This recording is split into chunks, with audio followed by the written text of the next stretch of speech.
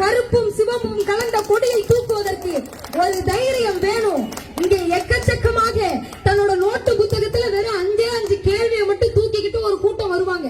அதுல முதல் கேள்வி என்ன தெரியுமா? என்னங்க திராவிடர் திராவிடர்னு பேசுறீங்க, நாமெல்லாம் தமிழர்கள் என்று சொல்லுவார்கள். பேராசிரியர் அவர்கள் தான் அழகாக சொல்லுவார்,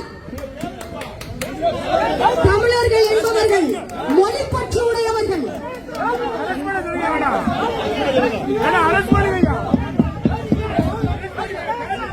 தமிழர்கள், பேராசிரியர் அவர்கள் அழகாக சொன்னார், தமிழர்கள் என்றால் மொழிப்பற்று உடையவர்கள், திராவிடர்கள் என்றால் மொழிப்பற்றோடு கொஞ்சம் சுரணையும் உடையவர்கள் என்று சொன்னார்.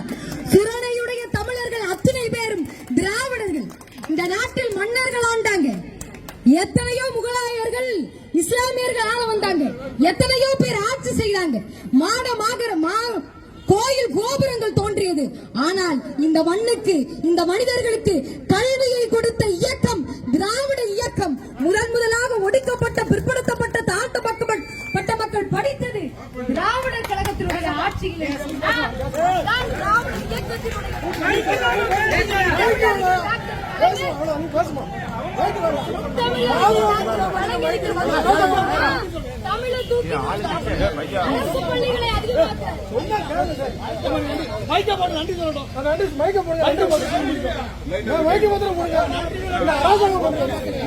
RSS கூட்டத்தில் இனிமே நம்ம போய் கலவரம் பண்ணுவாங்க.